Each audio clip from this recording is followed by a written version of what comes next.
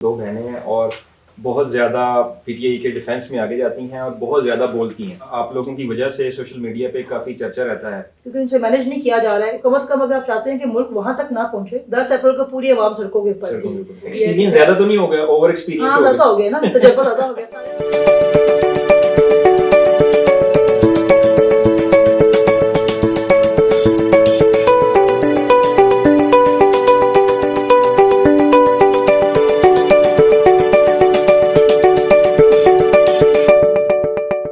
अस्सलाम वालेकुम, welcome to बैठक। मैं हूं जाहिद और हमारे साथ मौजूद हैं फलक जावेद खान। इनसे कुछ बातचीत करेंगे। फलक, आप लोगों के बारे में काफ़ी सोशल मीडिया पे चल रहा है कि फलक और सनम दो बहनें हैं और बहुत ज़्यादा पीटीआई के डिफेंस में आगे जाती हैं और बहुत ज़्यादा बोलती हैं।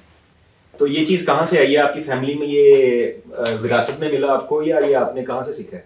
पहले तो वालेकुम अस्सलाम, जो सलाम आपने किया ही नहीं है। उसके बाद मैं बताऊँ कि हाँ, मैं सनम जावेद खान की बहन हूँ। अच्छा, मुझसे सारे पूछते हैं फैसल जावेद खान की बहन है? नहीं, मैं उनकी बहन नहीं हूँ, मैं सिर्फ सनम जावेद खान की बहन हूँ। सेकंड ये है कि हमारी फैमिली में मेरे फादर को काफ़ी इंटरेस्ट था पॉलिटिक्स में, लेकिन वो सपोर्ट करते हैं पीपल्स पार्टी को। और हम लोगों ने जब से सपोर्ट हमने जब से ही 2012 से खान साहब को सपोर्ट कर रहे हैं।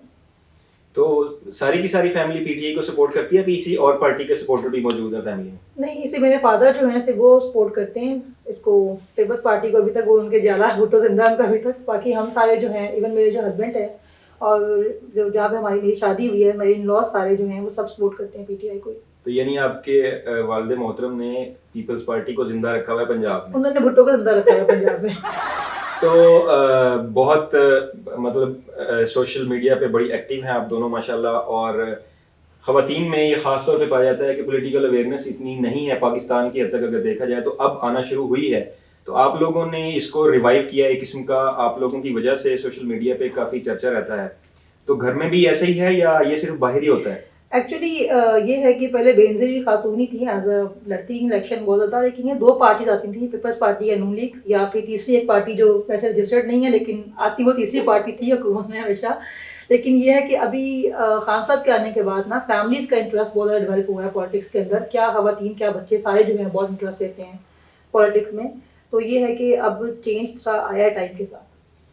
तो अब ये बताइए कि जो रिसेंट अभी पॉलिटिकल सिचुएशन चल रही है, आज देखा जाए तो इलेक्शन से भागने की तैयारियां हर तरफ चल रही हैं। पीडीएम कोई भी इलेक्शन हो, चाहे वो ज़िमनी इलेक्शन हो, चाहे वो लोकल बॉडीज का इलेक्शन हो, उसमें वो आ नहीं रहे, हर तरफ से भाग रहे हैं। तो आगे क्या नजर आ रहा है आपको देखिए, सिचुएशन? उन्होंने पहले 2 बार टेस्ट किया ये बाई इलेक्शंस करवा के लोगों की क्या सोच है। उसमें इनको पूरी प्लानिंग करने के बावजूद, सारी तैयारी के बाद, धांधली के बावजूद भी खान साहब जो हैं वो जीत गए।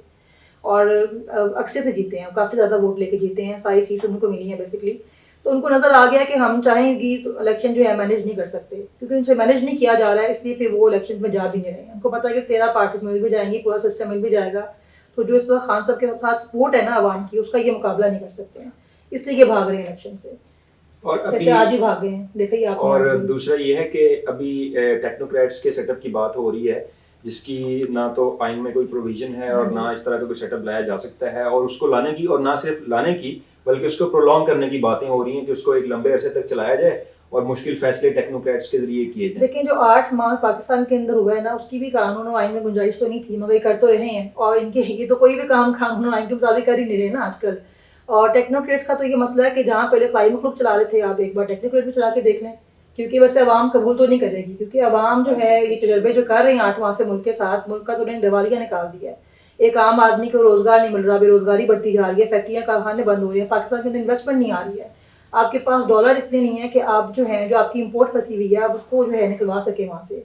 तो ये मसला है कि सोचने वाली है, ये जो सारा सिस्टम चलाते हैं उनको ये समझनी चाहिए कि जो लोग हैं वो खुदकुशियाँ करने में मजबूर हो गए हैं। और आप कब तक इस तरह चला सकते हैं निज़ाम को? जब तक एक आवाम की मुंतखब करदा हुकूमत नहीं आती है, आप सिस्टम को चेंज, ये निज़ाम को आगे नहीं चला सकते। ये रहेगा 8 माह से। देखिए, लोग जो है वो सड़कों के ऊपर एहतजाज कर रहे हैं और हर तरह से जिस तरह हमारा कानूनी और आईनी हक है उस तरह वो हम यूज़ कर रहे हैं। अभी तक जो पुरअमन एहतजाज जा रहा है, अगर आप चाहते हैं कि एहतजाज जो है ये पुरअमन ही रहे, और तो आप लोगों को उनका हक दें, इलेक्शंस करवाएं मुल्क के अंदर।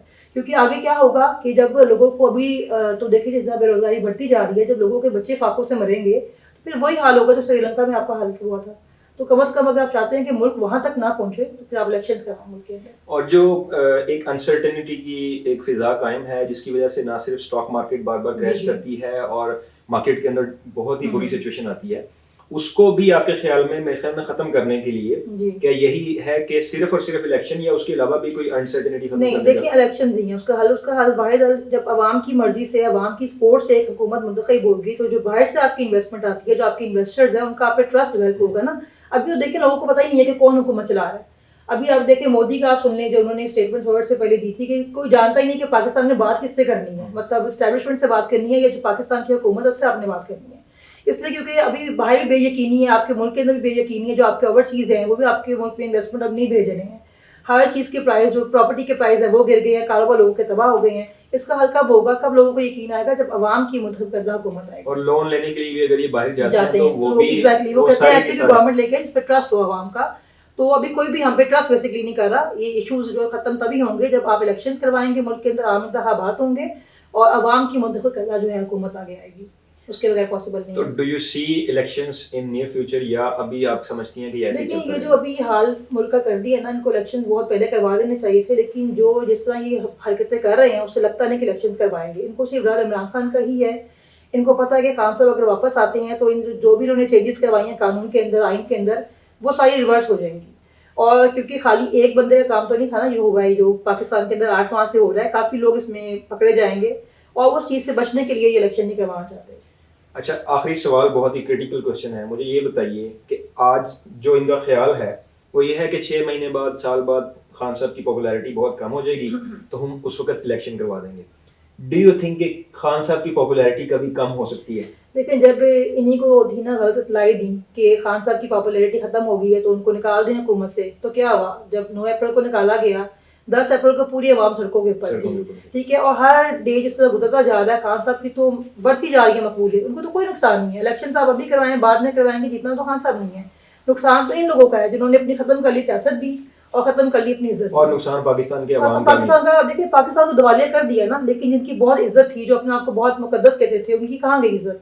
और ये जिनकी सियासत थी कि हम बड़े जी वोट को इज्जत दो और नॉट Experienced डैट, हैं। हाँ जी, उनकी खत्म होगी इज्जत। मुफ्ता को चेंज किया, सागडर को लेकर आया, क्या हुआ। इनको आदत थी मुल्क कर्जों पे चलाने की, कर्जे लेते थे, मुल्क चाहते थे। अब ना कर्जे मिल रहे हैं ना पैसा आपके पास रह गया मुल्क के अंदर, तो ये तो नकारा है, कुछ भी नहीं कर ये सकते मुल्क के बेसिकली अंदर। आदि थे खजाना भरा हुआ हो, बिल्कुल हम ऐसे लोग ही है, आए, हम उसको खाली यूज करें करें, और हाँ चले जी, जाएं। चले जाएं। अब आए हैं तो इनको अंदाजा हुआ है कि सिचुएशन वो नहीं है जो हर दफा में नहीं, मिला जब करती खान है। साहब गए थे तब तो खजाना भरा ही हुआ था, खाली तो तब भी नहीं था। लेकिन ये है कि उनके नकारा और ना अहल है, इनका तजुर्बा तो सिर्फ यही है ना कि बहुत पैसा बाहर से भी आ रहा हो, पैसे भरे हों ऑलरेडी, पैसे के अंदर हम खाएं भी और खिलाएं भी, थोड़ा बहुत लगा भी दें, वो इस तरह करते रहे काम। लेकिन अब ये है कि जिस तरह के इनसे कंट्रोल नहीं की जा रही ना मैशियत, कि मैशियत बर्बाद हो गई है। एक्सपीरियंस ज्यादा तो नहीं हो गया, ओवर एक्सपीरियंस हाँ हो ज्यादा गया। हो गया ना, तजुर्बा ज्यादा हो गया, सारे करप्शन करने वाले मिल गए हैं, पहले खाते थे बारी बारी सारे मिलके खा रहे हैं, तो इसलिए ज्यादा जल्दी खत्म हो 13 गया। पार्टीज का जो हाँ। एक्सपीरियंस है वो इकट्ठा हो तेरह गया। तेरह पार्टीज उनके हैंडलर सारे मिलके अब खा रहे हैं ना। पहले तो बारी बारी बारी होती थी ना, एक आया, दूसरा आया, तीसरा आया, फिर अब वो सारे जब इकट्ठे हो गए ना तो फिर वो ज्यादा जल्दी मेरे ख्याल में और खत्म हो गया एक्सपीरियंस जो है ना खजाना। वो उबल उबल के बाहर आना हाँ, शुरू हो गया। बहुत सुना ना, दो मुल्ला में मुर्गी हराम हो जाती है, तो उनके साथ वो हुआ है। चलें, बहुत शुक्रिया Thank you. फलक, थैंक यू वेरी मच।